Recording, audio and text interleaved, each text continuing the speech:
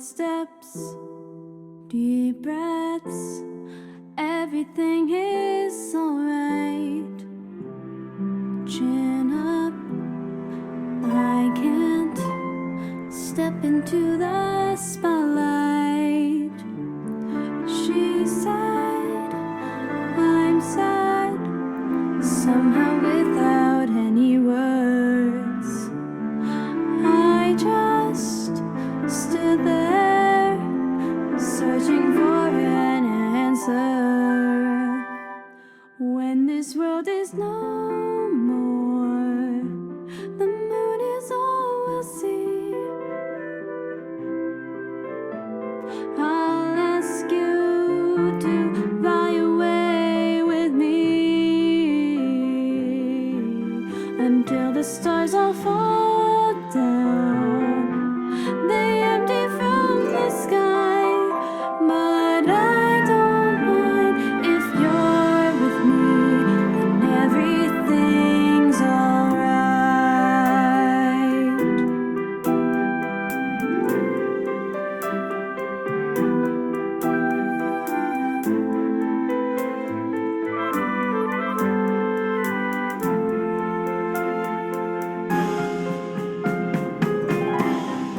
Why do my words always lose their meaning? What I feel, what I say, there's such a rift between them. He said, I can't really seem to read you. I just stood there, never know what I should do. When this world is no more, the moon is all we'll see. I'll ask you to fly away with me until the stars all fall down.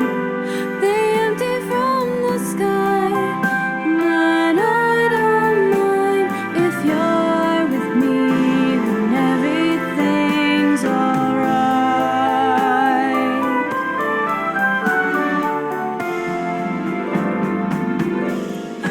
When this world is no more, the moon is all we'll see. I'll ask you to fly away with me until the stars all fall down. They empty from the sky, but I don't mind if you're with me, then everything. Huzzah! I did it! I did my stream transitions correctly this time. I'm proud of myself. This stream has come a long way.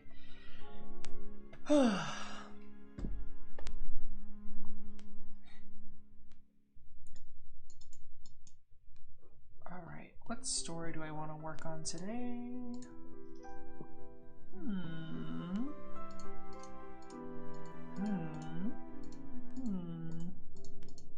Short steps, deep breaths, everything is alright. I don't really want to work on this story that I was doing last time.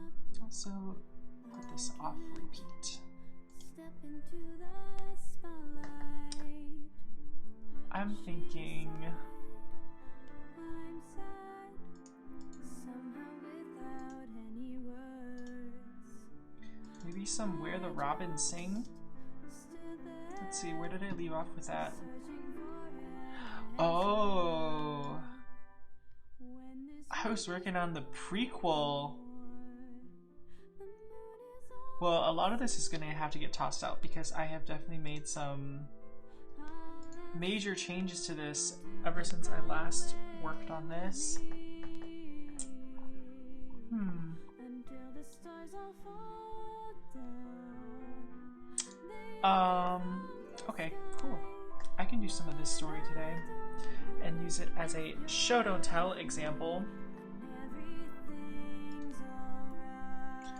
Dang, I didn't do any character or setting pre-work yet. I got kind of lazy with this. Oh, I guess I really only started working on this prequel, which was based on a dream that I had. I do that a lot. I write a lot of stories based on dreams that I have. And people always ask me like, wow, Chengdu, do you actually have dreams that are that vivid? And my answer is yes. My dreams do tend to be very vivid. That doesn't necessarily mean I remember every single one of my dreams, but I do tend to have pretty clear dreams with very clear like plot lines and stories. And I think I attribute most of that to just being because I am a writer. So even when I'm asleep, my brain is just like trying to find plotline and setting and stories and characters and things. So basic premise of this story, and maybe I should be writing this down somewhere. Let's create a new text where we can do a basic premise.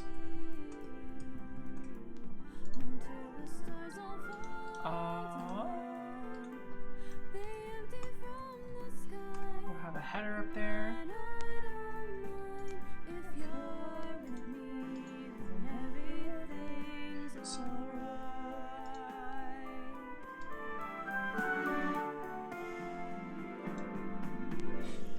Okay, so I got that.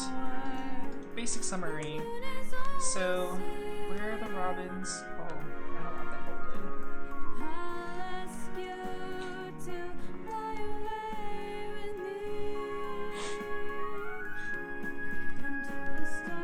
So, Where the Robins Sing is a story about... Oh gosh, why am I forgetting his name now? Avery.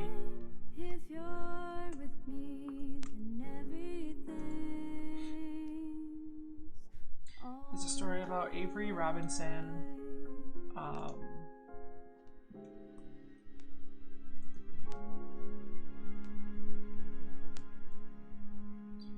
a young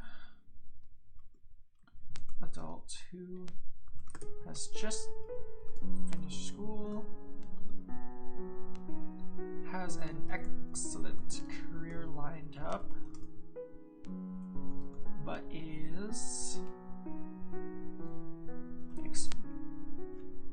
learning the complexities of what it actually means to be an adult, and also what it means to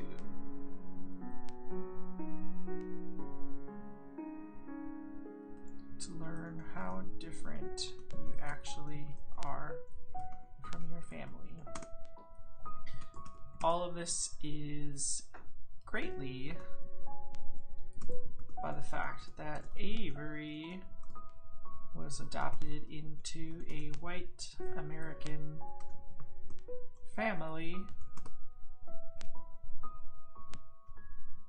Actually, I should say he was adopted from Vietnam into a white American family when, I guess when he was born, essentially.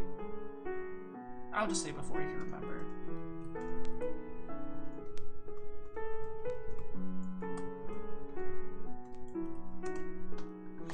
Now, some of the motivation behind this story definitely comes from like my own experience living as a Hmong American in America. I am not adopted. I am like, my parents are my biological parents, and they are Hmong. I am Hmong. So that's not really a thing that I personally experience with adoption. However, the story isn't necessarily just about the adoption, it's also about the whatchamacallit,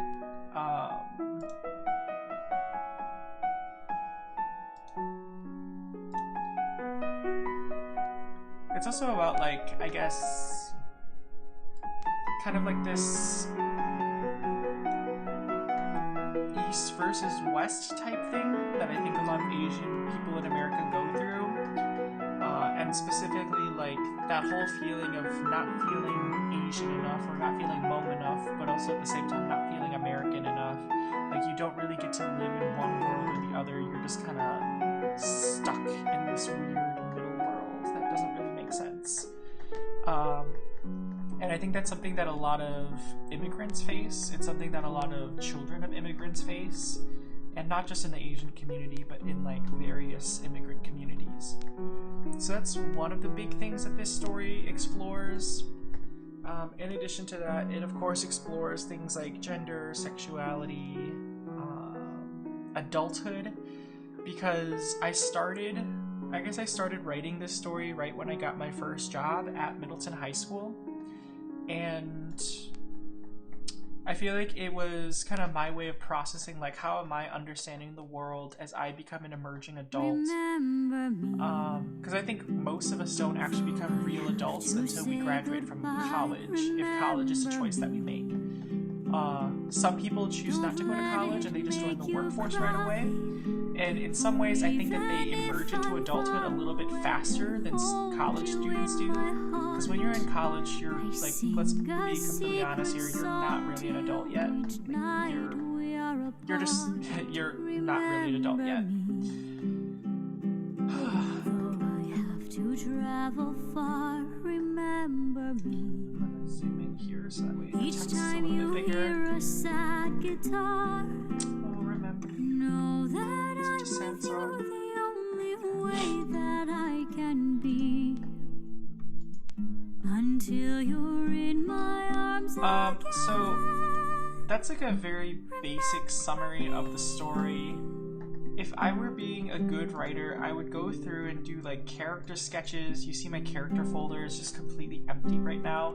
So that's really bad on me. My settings folder is also completely empty, which is really bad of me as well. So I'll go back and fix that up in a while.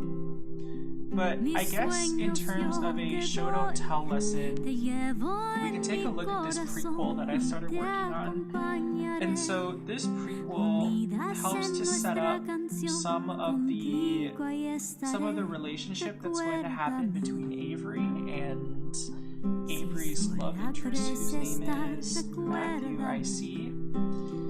And yeah, so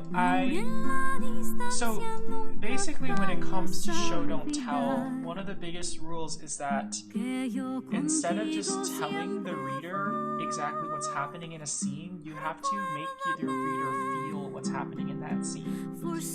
So this first scene, for example, how long does it go? Okay, so it goes for a couple paragraphs. I think that's like, I don't know. Oops, not that. I don't know how many words this is because I don't have a word count tool. Until Maybe I you're do. in my arms again. No, just kidding. There is no word count tool on here. Oh, I have a scratch pad. Nice.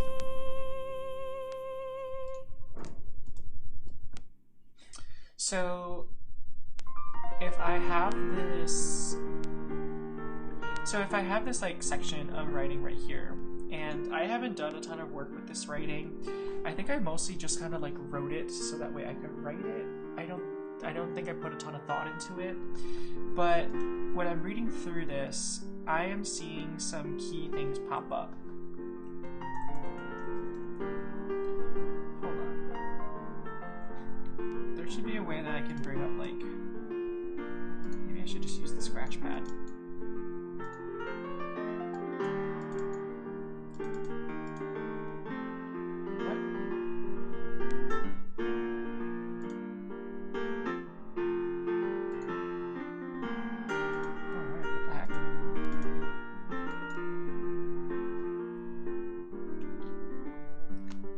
That's not what I wanted it to do.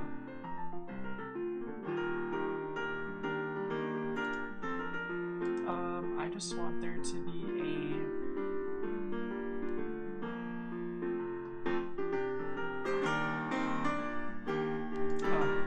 I'll figure that out at some other time. For right now, though...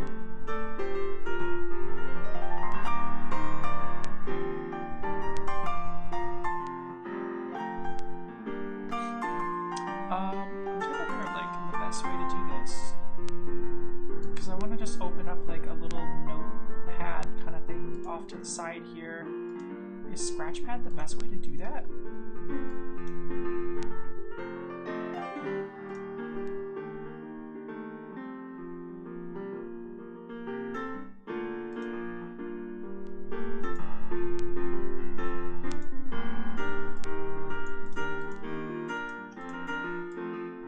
I guess so. Oh, okay, that's kind of cool. Yeah. So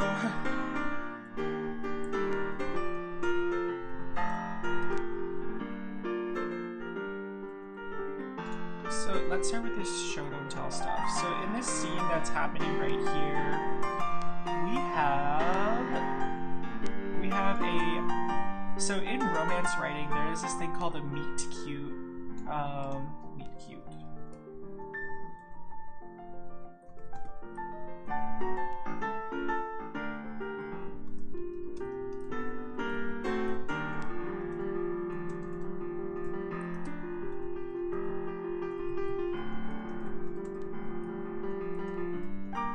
So that is like the slightly awkward but slightly cute meeting of two characters who are likely going to have a romantic relationship in the story. And that's what this prequel is all about, is it's a giant meet cute. And the reason why I wanted to create this as a prequel versus put it in the actual story was because the prequel takes place like 4 years before the actual story takes place. And I wanted these characters to actually know each other and have somewhat of a relationship with one another before the actual story takes place. So that's kind of what the inspiration was behind this whole document that I have open right now. So in this first scene where it's literally them meeting for the first time, it's Avery at the grocery store. So setting, grocery store. I believe that this is right after work for him. So I would say that's probably like afternoon time. He works for a summer music, teaching a summer music band camp essentially. So, and they probably, I would assume they get out at around like 12 or 1 because most summer schools don't go all day like regular school does. So this is probably around afternoon time.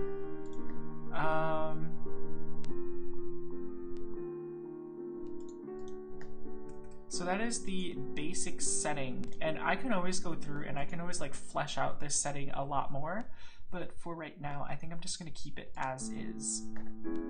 Characters. So there's Avery, of course,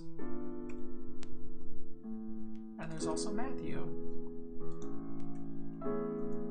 Now, when it comes to Avery, his motivations in this particular scene, and anytime that you write a scene and anytime you write a story, you always want to start with character motivations first and foremost. You always have to know what your characters are looking for, what your characters want, both in a specific scene and also in just life in general. That is the biggest thing for your characters. So Avery's motivation right now is he wants to get in and out of this grocery store as fast as he can without seeing someone he knows. So the reason behind this, the reason for this, is because Avery has a complicated relationship with his high school and his past life up here in Dells. Also, this takes place in Wisconsin Dells. I like writing about Wisconsin places because I don't think there's enough stories about Wisconsin places. So that's what Avery's motivation is. Avery is just trying to get in and out, be unnoticed. I'm sure we've all had that feeling before where it's you know that some people work in this certain place and you're okay, I just want to live my life and not be noticed by anyone. But of course, in a turn of events, you noticed by someone.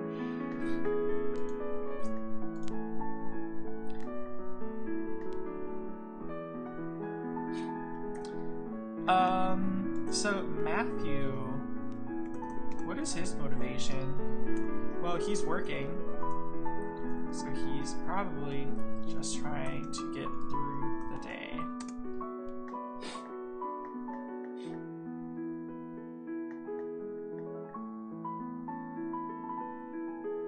Ugh, this whole story doesn't work anymore. Now that I have something else in mind. No, it'll work. It'll work. I'll make it work. Yes, it's gonna work. I know it's gonna work. Okay. Alright. I can do this. I can do this. I can make this work.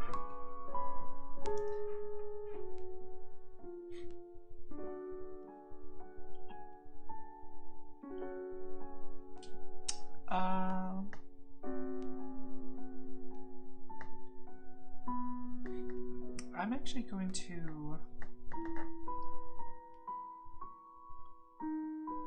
I'm going to take a quick break because there are some emails that I'm just remembering that I have to send and they're kind of important. So, let's just chill for a little bit.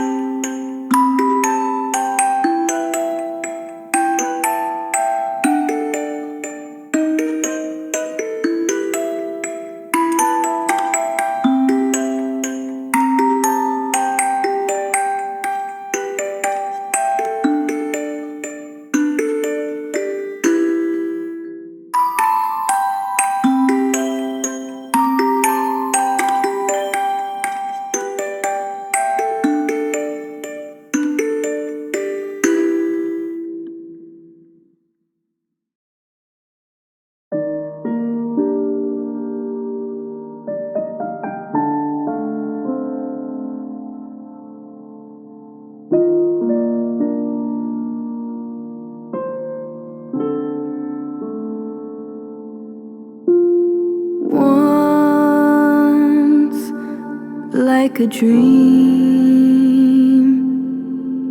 you looked at me, and everything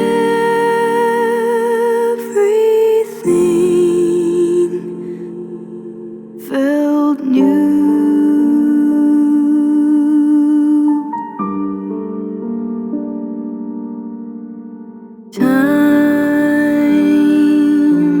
Slipped away,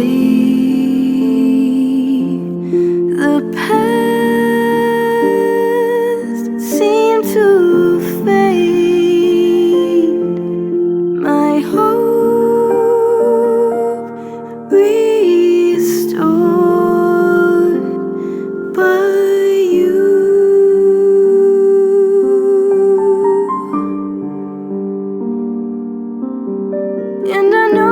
For some it's temporary, like a shooting star soon out of view. Okay, I got my email sent. Life is better. Alright, anyways, as I was talking about with this motivation stuff, he's probably just trying to get through his day, because I think that's what most workers are doing. I don't think they're trying to, like, you know, change the world with their grocery store job. Although some are, and I do not judge them for doing so, to each their own. But he's just trying to get through the day and make an easy buck.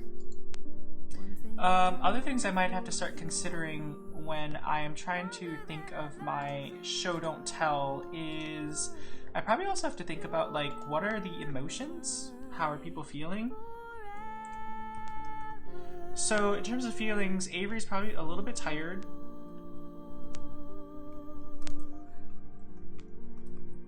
He's probably a little bit tired after working with kids all day. And these are like middle school kids, so, you know, they're really high energy. Matthew's probably bored. I don't imagine that working at a grocery store is super exciting.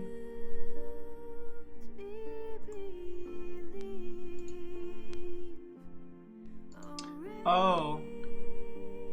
Avery also knows that once he finishes work,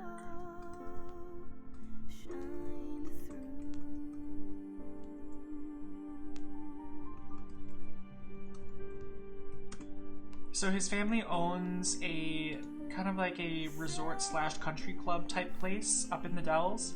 That's one of the main settings of it.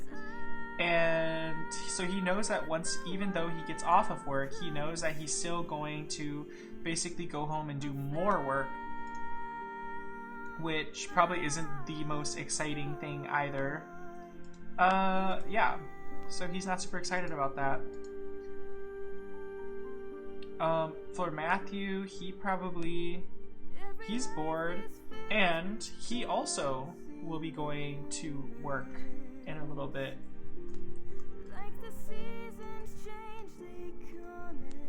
June.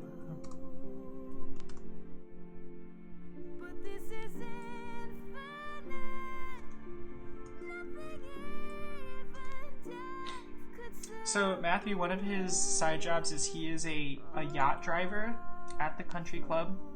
Yeah, this place is like kind of bougie. I really wanted to have this backdrop of like almost kind of like ridiculous richness, because I think it contrasts really well with how the characters actually act and how they interact with one another. So these two, so Avery's family owns the country club. Matthew works at the country club as one of like the boat slash yacht drivers. You could definitely imagine that, yes, they do know each other. So that is going to be like where the awkward tension comes in, is that they know each other. And not even that they just know each other through work, like they've known each other for a long time. I don't think Matthew's family necessarily attends the country club, but Matthew himself has definitely been working there for a long time. So maybe we can put that in history.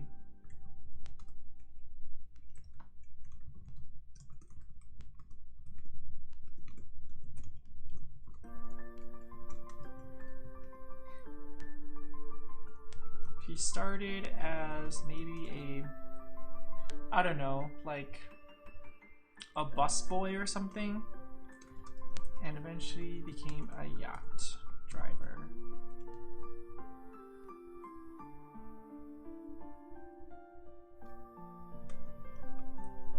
For boating events. Okay. Sure. Let's say that. Let's say that that's Matthew's history right there. I'm kind of happy with where that's going now. Okay. Okay, so now we also have to figure out Avery's history. Oh, Avery's history is very complicated because, like, Well, okay. Avery has a complicated history with the Dells community. He was one of the few Asian people in town, and he dropped out of the public school and did online school after sophomore year. So those are just kind of some of the complicating factors behind it. So that's kind of how the history of these two interact. So let's talk about their joint relationship.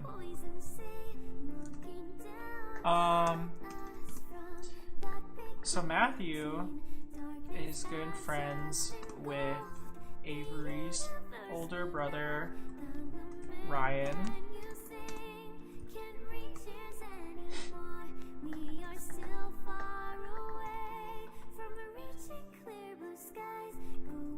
Matthew and Avery have always known each other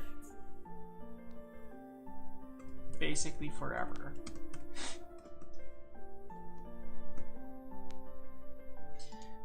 And this relationship actually becomes kind of interesting because, I mean, imagine like your own,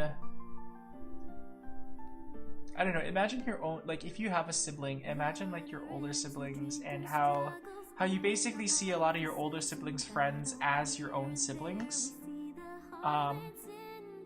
Because oftentimes oftentimes when we have friends, we kind of see our very close friends as like almost like a sibling, even if they're not related to us.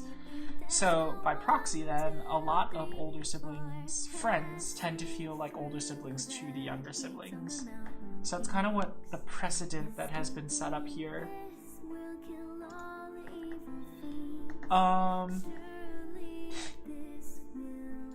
Oh, other important things to add to history.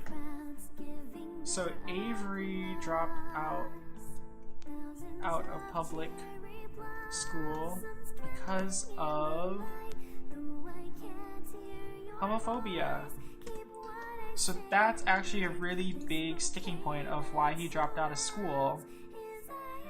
And that's one of the reasons why he feels so awkward around going back home now, is because, I mean, people basically ran him out of the school, either directly or indirectly, like either through face-to-face bullying or just kind of like spreading rumors and stuff behind his back. And so now he has to go back home to he's going back home for the summer to help his family run their business and also to work his own summer job. And that just, it adds a lot of, I guess, kind of like complicated history and complicated feelings to the mix. Other things, I guess it's worth noting that like in the history, I guess it's worth noting that like Matthew struggles with his own sexuality, but has a very religious family. No, I should say, but comes from a very religious family.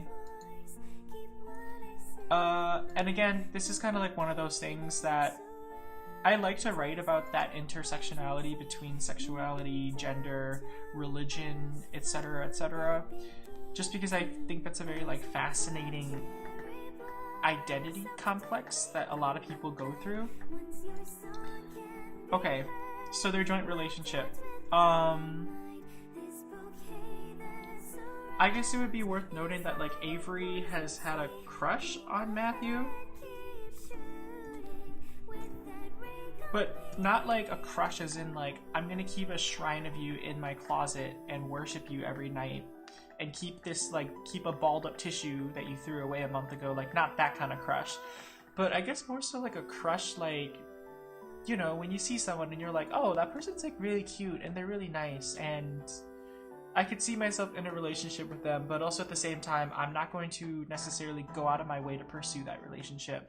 Like that's kind of how Avery like sees Matthew, and at the same time Matthew is amazed by Avery because Avery is able to live this, you know, kind of more open life that Matthew really wants to have but can't have.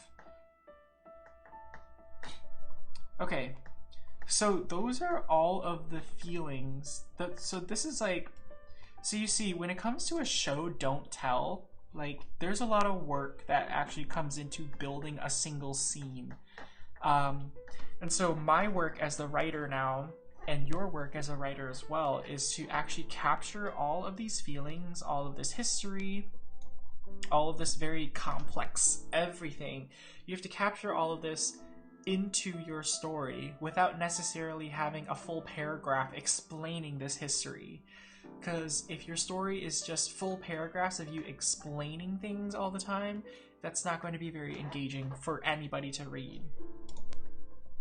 I'm going to minimize that for now.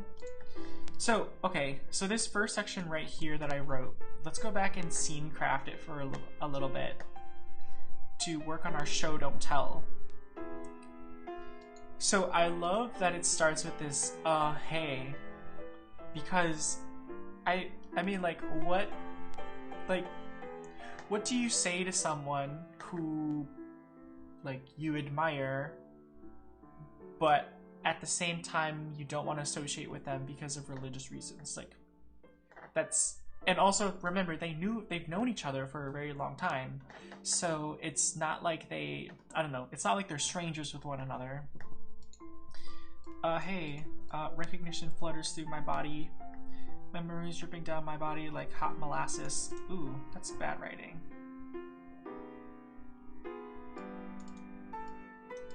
Let's change that to neck.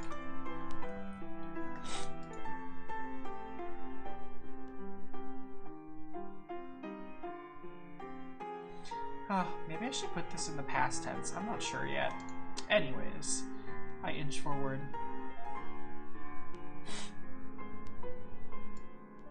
Ooh. Okay, so now that I'm reading this again, I actually did like a pretty decent job of capturing that kind of like awkward tension. Like, look at this verb right here. I inch forward. You know, I could have replaced that with like literally anything. Like that could have been I walked forward, or that could have been like I went forward, or like I go forward. Like that really could have been anything, but like think about that verb inch, like, you know, you're literally like kind of crawling forward. In my left hand, a pack of pre-cut fruit teeters on top of a flat container of hummus, which is also stacked atop an unstable pack of baby carrots that have been leaking carrot juice on my hands. Okay, that's a pretty lengthy explanation of what's happening. I think I remember what my motivation for writing this was though, and I wanted to actually capture some of these ideas of like awkward tension directly into the setting of what was happening, which is, I would say that's actually like a very advanced writer tool that people can use. Not to say that I myself am like super advanced. This is actually a tool that I picked up from film and cinematics actually. So oftentimes in a movie, directors and or mostly directors and writers will actually use the setting as a way to like tell their story. So for example, to show that someone is very disorganized, they'll have like, I don't know, like a broken bookshelf in the background, or to show that a scene is really, there's like a lot of awkward tension in a scene, that'll just like have these really awkwardly angled shots that are just very uncomfortable for the watcher. So there are these very like cinematic tools that film directors can use, and so I try to use some of that in my writing as well, because personally I mean I like that kind of writing. Hi, you're Ryan's friend from high school, right? So again, we get that thrown in there because this is awkward, very awkward for them. He nods. Yeah, Matthew Rhodes. Very choppy. got those commas and periods just kind of like breaking up everything. And yeah, I was Ryan's friend. Well, now this part I have to change. So originally when I started writing this, I didn't necessarily think that like Ryan was going to be I didn't necessarily think that Matthew was going to work at the resort or slash country club. So now I actually have to add that in here.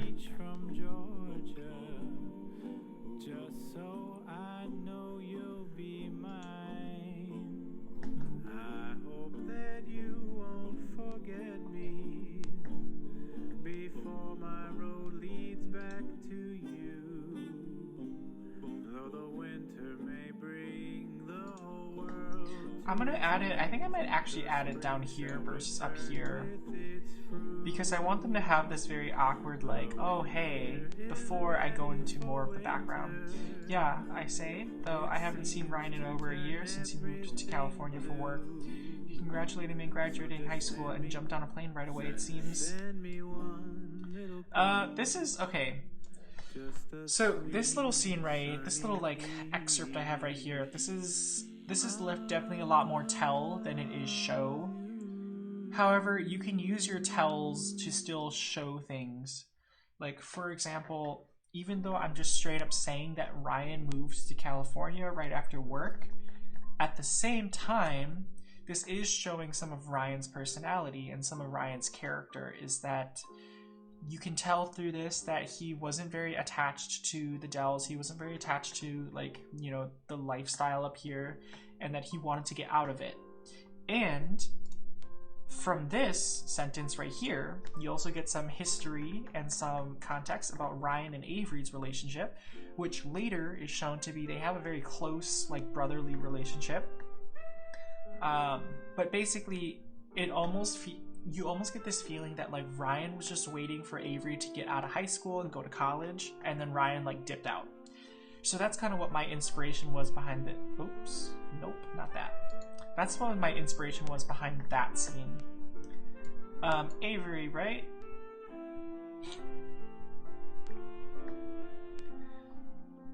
Okay. I'm actually like low-key kind of impressed with how I wrote this just off of like a first draft, because look at this. I have this yeah up here, I have this yeah down here, and they're very choppy, very just kind of like thrown out there, and I think that captures really well like kind of how awkward conversations go in real life, where it's like you don't really know how to interact with one another, and a lot of your conversation just ends up being like saying one-liners to each other, like yeah, uh-huh, yep, I did that, or no, haven't done that yet.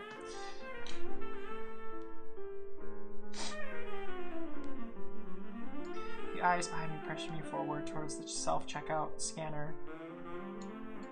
Plopping my items down and scanning them one by one, only the beeps and robotic budget Siri woman reading off my meek grocery list fill the space.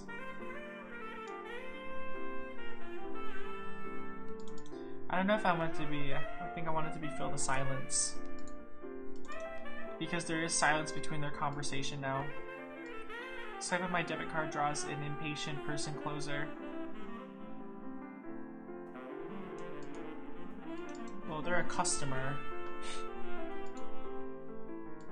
The heat and musk off their bodies intrudes my personal bubble, and I back away with my items stowed in a UW-Madison Multicultural Student Center canvas bag. Holy moly, wow, okay, I just did, wow.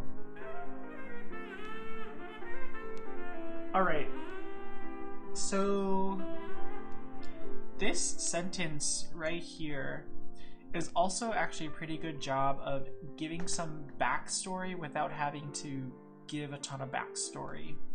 So if Avery is carrying around a UW-Madison Multicultural Student Center canvas bag, we as the reader can safely assume that Avery probably went to UW-Madison and participated in Multicultural Student Center things, or he knows someone who did.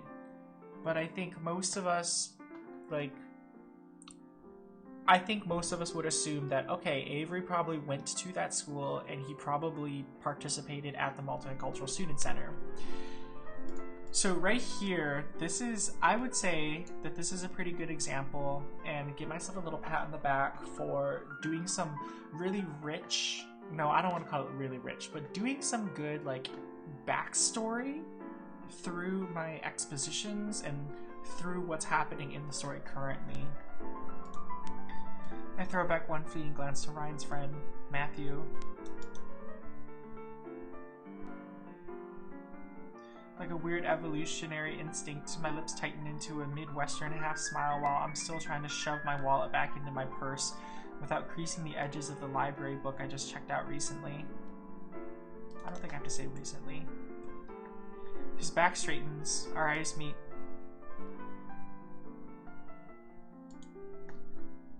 I want to make this choppier, no commas there.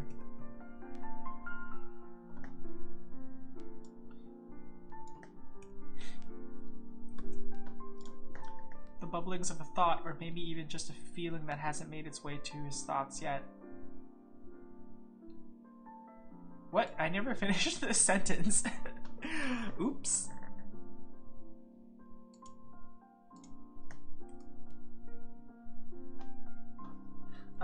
Barely break the surface.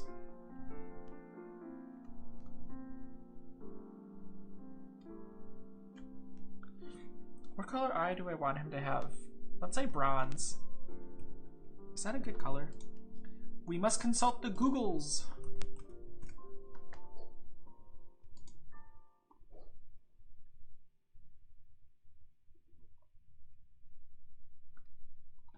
Maybe I want more of a copper.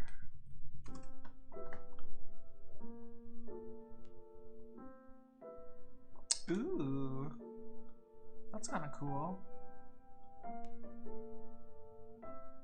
The amber eye. I'm going to... Is there a way for me to save pictures in here?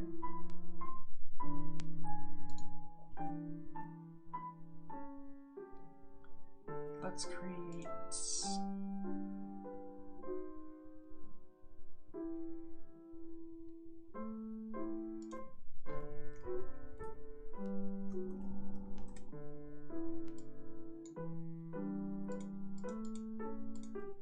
Okay, now if I go in here, can I just like... I'm gonna exit out of that. Can I just... Oh, no, that's not what I wanted to do. Can I just copy and paste this in? No, I can't.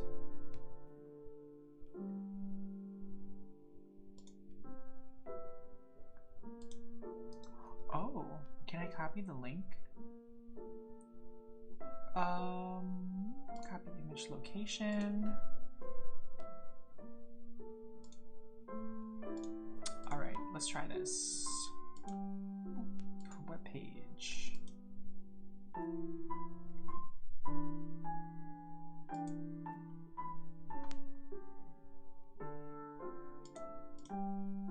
Okay, what happens?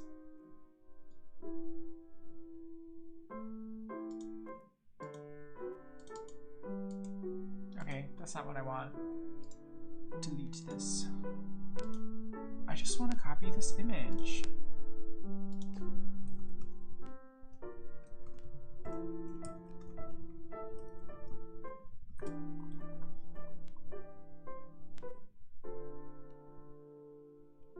Oh, I have to insert, okay, so I do have to save the image then. Oh, the joys.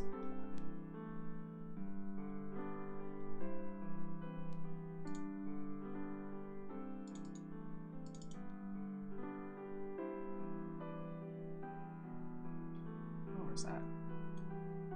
Where are the Robinsons? Pictures.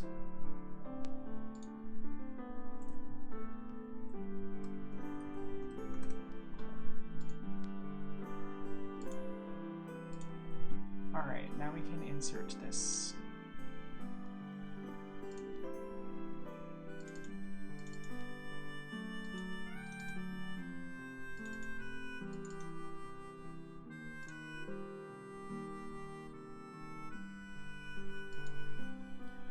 What? What do you mean I can't insert that? Okay, you know what? I'm gonna worry about that later. Let's go back to this. The surface of his copper.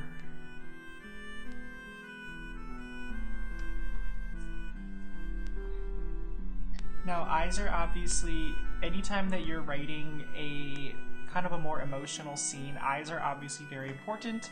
This scene itself is not super emotional, but I think when like people kind of have an attraction towards each other, eyes are kind of one of those things that people focus on and kind of get mesmerized or pulled in by. So yeah, so we'll have that there of his.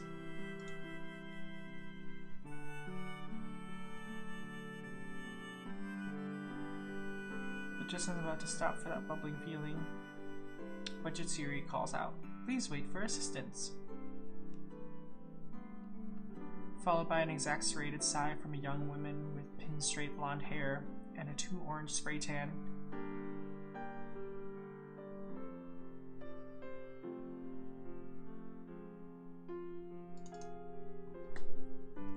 And a large bottle of vodka sitting in a bag in zone.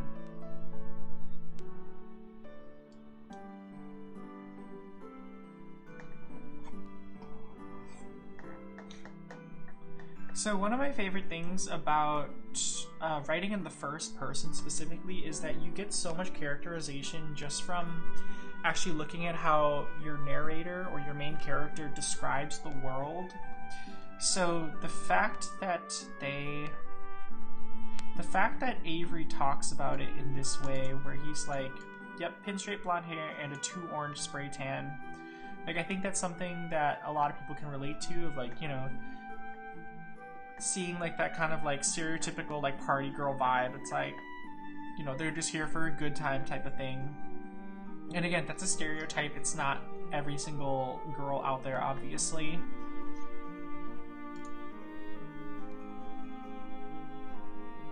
Quick footsteps to the beat of my heart take me out of the pick and save and into the summer heat. My bag swallows the groceries after some maneuvering of the book.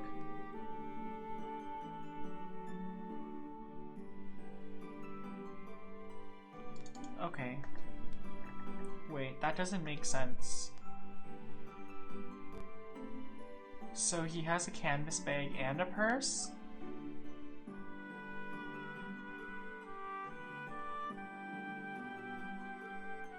Well, okay, that doesn't... This is just an inconsistency that I wrote here, so that's bad on my part. Because the book is in the purse, the book is not in... I'm just gonna delete that, because that just doesn't make sense in the story. So I unlock my bike and hop on after strapping on my helmet. Well, there's no point in me saying that. I should just say strap on my helmet, I hop on my bike, I unlock it, and hop on my bike.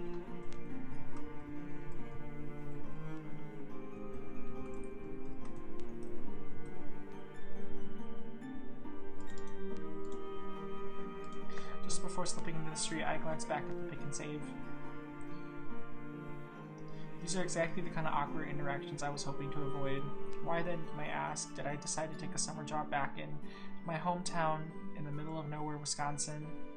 I haven't come up with a good answer for that yet, and to be fair, Wisconsin Dells isn't quite as in the middle of nowhere as some of the other parts of Wisconsin.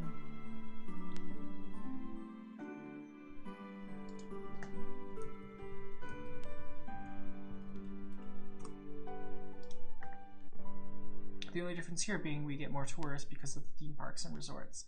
At least with all those tourists, it's easy to blend and hide.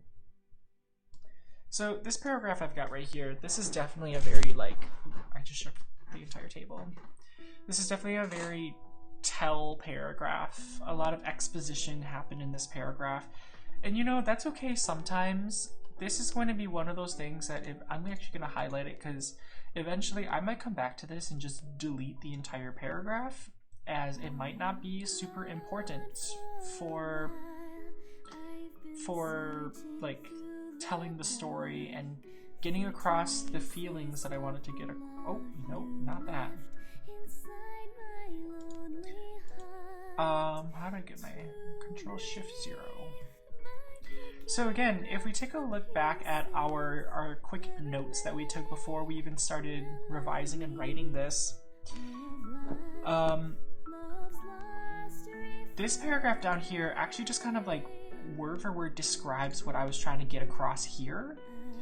So in that case, I don't know. You know, it's really going to depend on where the story goes from here. It's not like, it's not gonna ruin the story. Like, one paragraph obviously is not going to ruin my story, but at the same time, if I could make it better, I should make it better.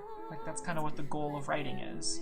I'll never make it perfect because there is no such thing as a perfect writing, but if I have the opportunity to make it better, I think I should definitely try again to make it better. So in total, I want to like, okay, so let's like ignore this paragraph down here.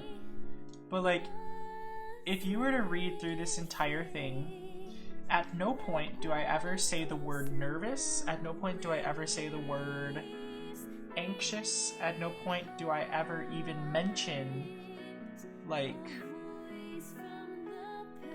I don't even mention what their character history is throughout this. There are so many like little nuggets and little bits that I'm giving the reader as they're going through this, but I'm not just like spoon feeding it. I don't have a full paragraph just being like, Avery Robinson is 24 years old and his favorite color is red. Like, no, I don't do that here. And as a writer, this should really be one of the big goals that you try to go for, is hopefully you try to go for this more like giving your reader nuggets versus giving them like just a brain dump of information. Now, there are times when doing a brain dump of information is needed. Like, for example, in like J.R. Tolkien's writing, like Lord of the Rings, there are definitely times of that book where he just straight up had to like tell the reader what was happening, or tell the reader how the world worked, because otherwise we would just never pick up on it. We would never understand it to the depth that we need to appreciate the story of Lord of the Rings. The same thing happens in Harry Potter, for example. Like, there are certain magical elements in that story that oh my gosh, why am I forgetting her name now? J.K. Rowling. There are elements that J.K. Rowling just literally has to explain to the reader. Otherwise, we are never going to truly understand it, and it's going to be confusing for us the entire time. Now, that doesn't necessarily mean that she just has like paragraphs. I should switch over to my other webcam only. So that doesn't necessarily mean that she just has like full paragraphs of like of just like her, you know, like explaining how things work. Oftentimes they actually come in the form of talking between characters. And so dialogue can be a very powerful tool for actually doing a lot of your indirect characterization and doing a lot of this like show don't tell type stuff. But of course, you have to be really careful about your dialogue, because if you have a know-it-all character who is the one who is basically explaining everything that happens in the world, that can be really dangerous. Like, Hermione almost became that character. However, J.K. Rowling did a good job of actually taking a step back and allowing Hermione to be a character beyond being like the smart narrator person, like the person who's always going to explain every difficult magical concept. So again, use your characters to tell the story for you. That's really what the point of characters are, is we should be following the character story. We should not be following your story. It should be about the character's story. So it is 9:57. I have a meeting at 10 o'clock with some of the other English teachers, and this has been fun to go through some of my old writing, to take a look at it. Again, I'm kind of surprised at like how not awful this writing is. I guess I must have been in like a good writing headspace when I did this. So yeah, we're gonna continue off with this tomorrow, probably. tomorrow's going to be more of a reflection type writing. So I'm going to be reading through some of my old writings, probably this piece actually, because there's a lot of editing I want to do in this piece. And yeah, we'll go about it that way. So thanks for tuning in the stream if you did, and if you're watching this after the fact, thank you for watching the video and joining me on my writing experience and learning how to write with me. Bye y'all.